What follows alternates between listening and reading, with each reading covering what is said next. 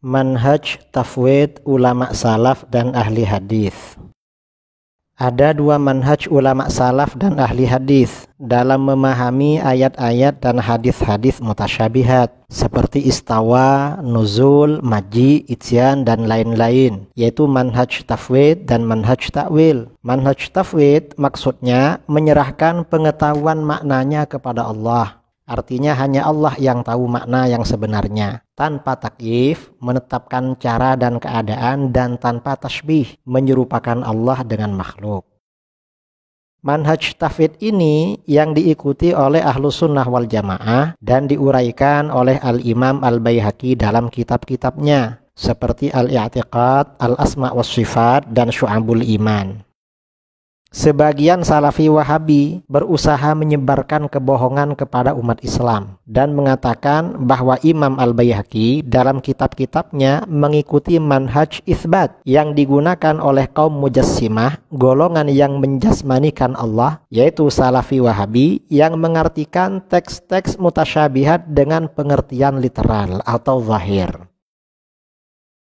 Salafi Wahabi menilai sesat manhaj tafwid dan takwil yang dilakukan oleh ulama salaf dan ahli hadis. Padahal manhaj tafwid dilakukan oleh para ulama salaf dan ahli hadis yang sering dijadikan propaganda oleh Salafi Wahabi.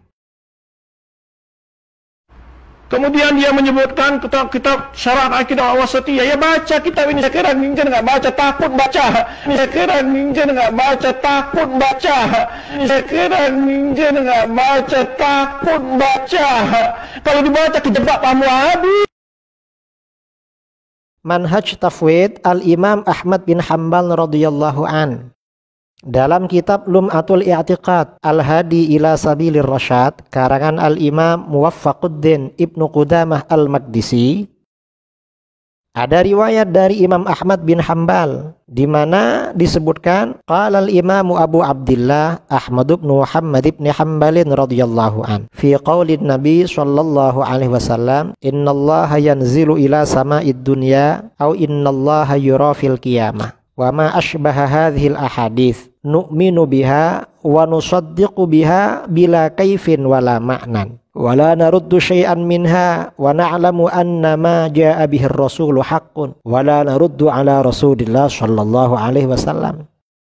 Berkata Al-Imam Abu Abdillah Ahmad bin Muhammad bin Hanbal radhiyallahu an mengenai sabda Nabi sallallahu alaihi wasallam, sesungguhnya Allah turun ke langit dunia, atau sesungguhnya Allah dilihat pada hari kiamat, dan hadis-hadis yang serupa. Kata beliau, kami beriman kepadanya, kami membenarkannya dengan tanpa kaif, tanpa menetapkan cara dan keadaan, tanpa menetapkan makna. Kami tidak menolak sesuatu darinya dan kami mengetahui bahwa apa yang dibawa oleh Rasul itu benar dan kami tidak menolak kepada Rasulullah Shallallahu Alaihi Wasallam. Ini manhaj tafwid yang diriwayatkan dari Imam Ahmad bin Hanbal, dan masih banyak riwayat-riwayat serupa dari beliau di mana beliau memang mengikuti pendekatan tafwid. Karena demikian, maka manhaj tafwid ini menjadi manhaj yang resmi di kalangan para ulama yang bermadzhab Hambali.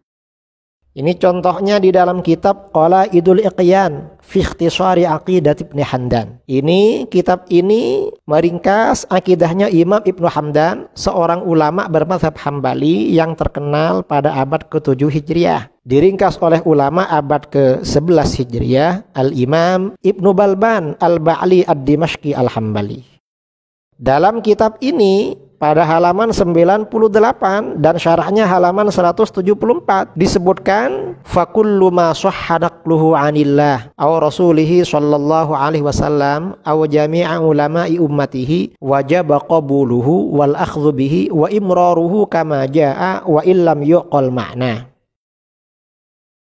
Setiap apa yang sahih dari Allah atau Rasulullah Shallallahu Alaihi Wasallam dan atau seluruh ulama umatnya, maka wajib menerimanya, wajib berpegangan dengannya dan menjalankannya sebagaimana kedatangannya meskipun maknanya tidak dapat difahami. Maksud menjalankannya sebagaimana kedatangannya yaitu meskipun tidak mengetahui maksudnya. disertai dengan meyakini tanzih, kesucian Allah dari kekurangan. Nah, ini artinya apa? Mazhab Hambali secara resmi memang mengikuti manhaj tafwid, menyerahkan pengertian yang sebenarnya ayat-ayat atau hadis-hadis mutasyabihat kepada Allah Subhanahu wa taala. Manhaj serupa juga diterangkan di dalam kitab berikutnya ulama Hambali dalam kitab Lawami'ul Anwar Al-Bahiyah wa Sawati'ul Asrar Al-Athariyah karangan Al-Imam Muhammad bin Ahmad As-Safarini Al-Athari Al-Hambali.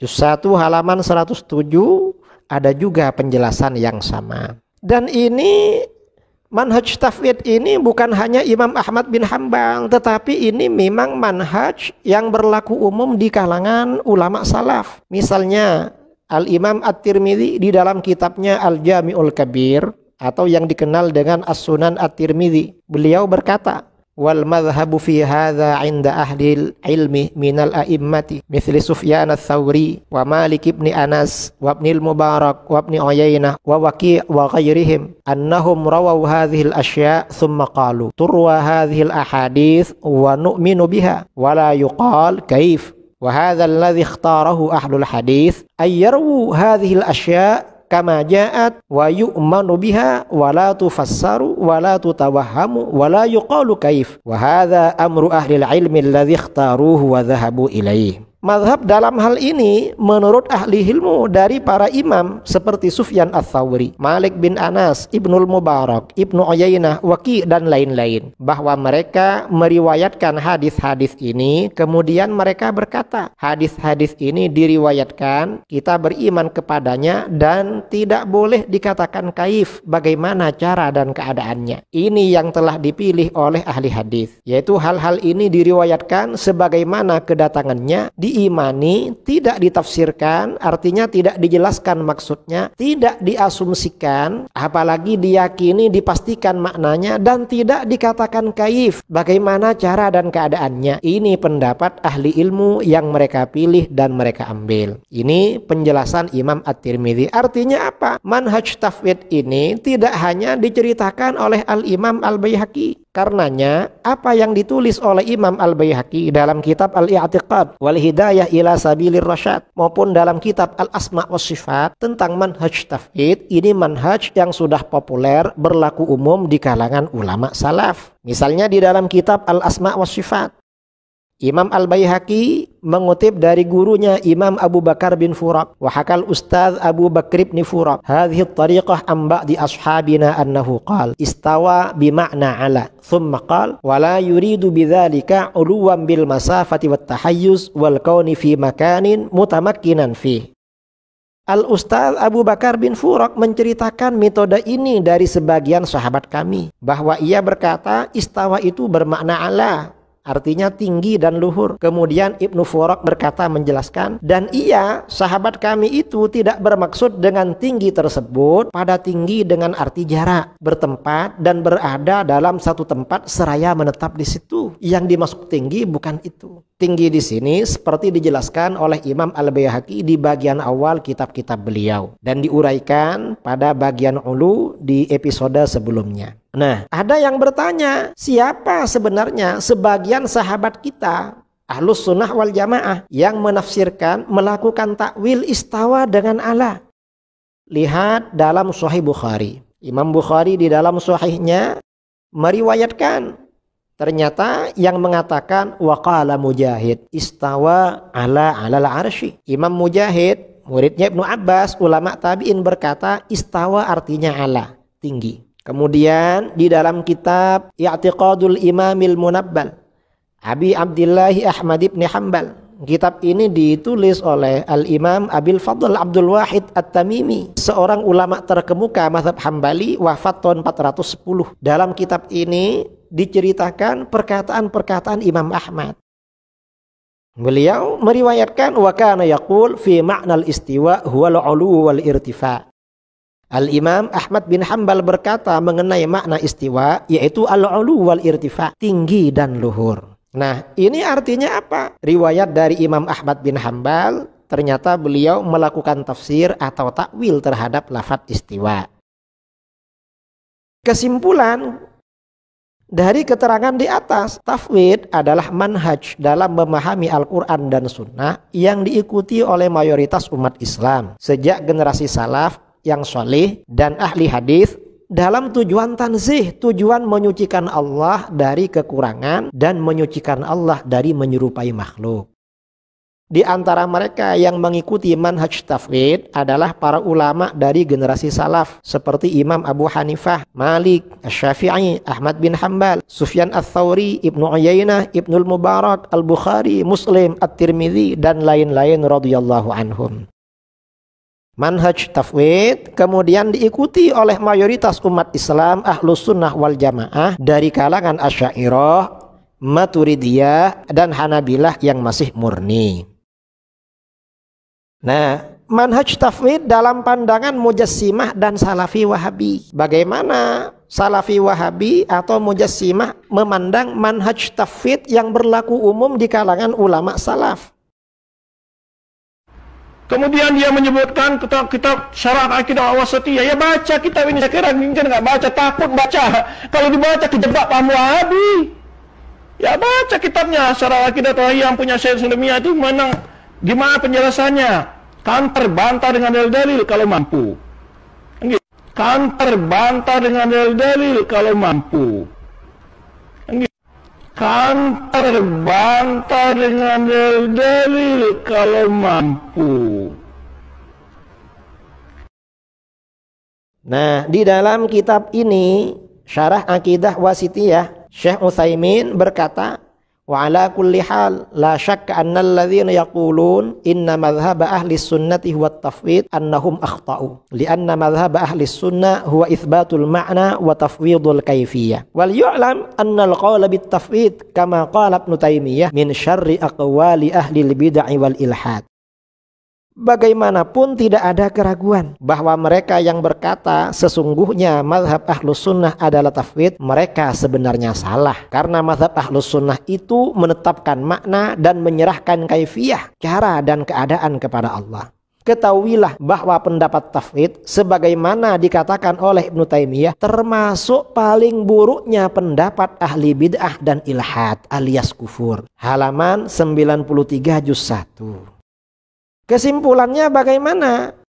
Berdasarkan keterangan Ibnu Taimiyah dan Ibnu Utsaimin, dua ulama panutan kebanggaan kaum Salafi Wahabi, berarti mayoritas umat Islam sejak generasi salaf seperti Imam Abu Hanifah, Malik, Syafi'i, Ahmad bin Hanbal, Sufyan Ats-Tsauri, Ibnu Uyainah, Ibnul Mubarak, Al-Bukhari, Muslim, At-Tirmidzi dan lain-lain radhiyallahu anhum. Dan kemudian mayoritas umat Islam Ahlus Sunnah wal Jamaah dari kalangan Asy'ariyah dan Maturidiyah adalah pengikut manhaj yang paling buruk di antara sekian banyak pendapat ahli bid'ah dan ilhad alias kufur. Ini kesimpulan dari pernyataan Salafi Wahabi. Nah, ini cara Salafi Wahabi membaca kitab Al-Asma' was Sifat.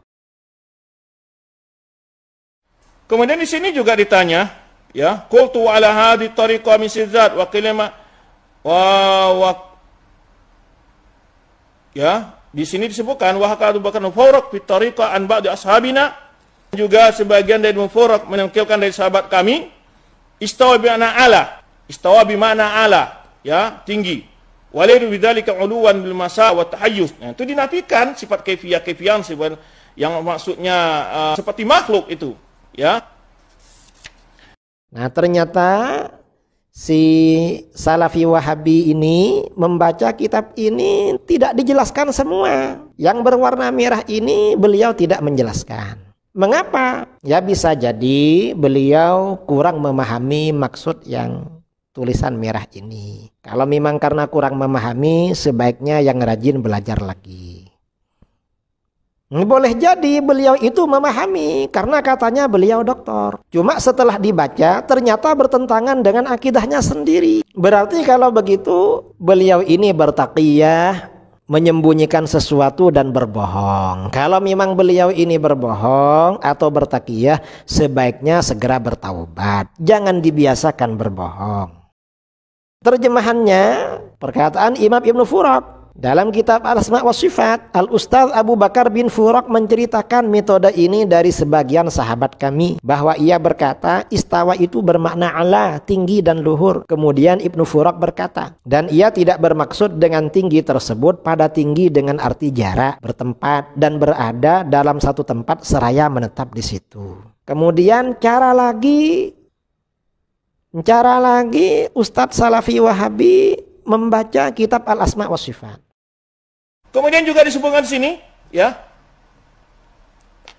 Wa marwiya Abul Hasan bin Mahdi At-Tabari dari Abi Abdullah Naftuya qala akhbarani Abu Sulaiman. Aku diberitahu oleh Abu Sulaiman yakni Daud, ya. Qala kunna Ibn al-Arabi ada ulama Malikiyah. Ibn al-Arabi ada ulama Malikiyah. Ibn al-Arabi ada ulama Malikiyah. Pak tahu rajulun, kamu berada di dekat Ibn Arabi, lalu ada. Nah, saudara-saudara, Ibnul Arabi dibaca dengan Ibnu Arabi. Padahal ada perbedaan antara Ibnul Arabi dan Ibnu Arabi. Yang bermadzhab Malik itu Ibnu Arabi. Dan ini lucu. Mengapa begitu? Ibnul Arabi lahir tahun 150 Hijriah, wafat 231. Oleh sang doktor dibaca Ibnul Arabi Al-Maliki yang lahir tahun 468 Hijriah, wafat tahun 543. Sehingga berakibat dengan bacaan tadi, menurut sang doktor ini, Imam Al-Baihaqi yang wafat pada tahun 458 Hijriah, dalam kitabnya Al-Asma wa Sifat bercerita tentang Ibnul Arabi Al-Maliki yang lahir 10 tahun kemudian pada tahun 468 Hijriah. Wallahu a'lam.